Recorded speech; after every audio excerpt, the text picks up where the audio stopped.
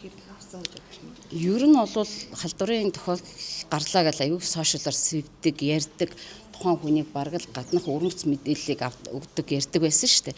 Тэр үеийг ботход харьцангуй бас тохиолдлыг бид нэр мэдээлээд тэгтэл айхтар хүний эмзэг мэдээлэл рүү хүрэхгүй. Гэхдээ бид нэр нийт хүн болго өөрийгөө энэ халдвар төртөх боломжтой магадгүй би гэж бодоод шинжилгээнд хамрагдаад өөрийгөө хамгаалаад авчвал энэ бол ковид биш шүү дээ. Агаар туслаар халддаггүй, дамжих зам нь тодорхой, өөрийгөө хамгаалаад, өрөөлөг ус хамгаалаад, хайртай хүмүүс хамгаалаад явхад энэ бол боломжтой халдвар гэж үзэж байгаа. Өөрөөр хэлбэл та зохиолын бэлгийн хавталд орвол бэлгэвчийг зөв тогтмол хэрэглээд яваач л гэсэн. ХДХВ дох хоёрын гол ялгаа. ХДХВ-гийн халдвар өөрөө хүний төрөлхтөн онцлог вирусын халдвар авсан гэсэн үг. Дох гэдэг нь бол тухайн халдварын вирусын халдварыг авснаас хойш тодорхой хугацааны дараа дархлал олдомлоор дутаал ямар ч хүчинд тусах боломжтой гэсэн үг л дээ. Хоёр өөр, нэг нь өвчлөлийн шат, нэг нь тээгч гэсэн үг байх гэдэг чинь тийм. Эсвэл нөгөө гепатит Б вирус тээгч, элэгний хор тавдар, эсвэл элэгний хатуурал, цирроз гэдэгтэй л ижилхэн гэсэн үг. Нэг нь халдвар аваа тээгч. Гэхдээ аль нь халдварыг их уурхай болж явна л гэсэн үг. Та түрүүнд хэлсэн ХДХВ-ийн дохын халдвар авсан Камеруны эрг одоо 28 жилдээ амьдарч байна тийм. Ер нь бол хичнээн жилч амьдрах боломжтой. Зүгээр яг Монгол улсад хамгийн олон жил амьдарч байгаа хүн гэдгээр л би хэлсэлтэй заавал тэгж онцлогтой гол нь биш те.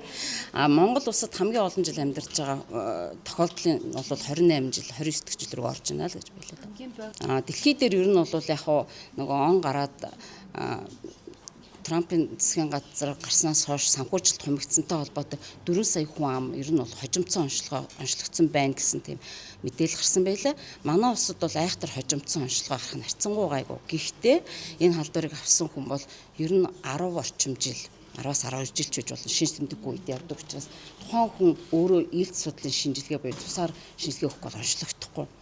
Зарим тохиолдолд хүмүүс хэлдэг би зөндөө эмнэлэгт хандсан штэ би үзүүлсэн би сайхан эмнэлэгттэй гарсан штэ шинжилгээ өгсөн штэ гэж яриад байгаа байхгүй. Тэр нь магадгүй элэгний үйл ажиллагаа үтцсэн байж болно. Вирусны маркер элэгний маркер үзсэн юм уу иммунолог юм уу үеийн хүчний шинжилгээ бамбайн шинжилгээ юу ч өгсөн байж болно. Тэгэхээр яг ээлжид судлалын шинжилгээ өгж та ХДХВ тэмбүүгийн халдвар илрүүлэх шинжилгээнд хамрагдсан шүү гэдгийг одоо тэр нэг үе чухал. Өөрөө ээлж судлалын шинжилгээ өгч сая энэ халдварынхаа байгаа байхгүй мэдэх гэдэг шүү дээ тийм. Заавал өнөөдөр эмээр өвчин сэргийлэхийг илүү ач холбогдолтой гэхээс илүүтэйгээр хувь хүн өөрсдөө бэлгийн тохиолдлын бэлгийн хавталд орвол бэлгэвчийг зөв тогтмол хэрэглээд авчвал халдвараас ангид дэвж болно. Бусдаар бол эн чинь нөгөө эмнэлгээс шалтгааллах байдлаар цус бүтээгдэхүүн сэлбүүлэх ихээс хүүхдэд халдвар бүртгэгдсэн тохиол манай улсад байхгүй байгаа шүү дээ. Тэгэхээр бид нар өөрөө тохиолдлын бэлгийн хавталд орохдоо хамгаалалтаа хэрэглээд авчвал халдвараас нэг сэргийлж болоод байна. Нөгөө төгөөр урьдчилан сэргийлэх эмчилгээ дэлхийд дээр гарсан байна. 2015 онд энэ эмчилгээ гарсан ууж хэрэгэлдэг юм.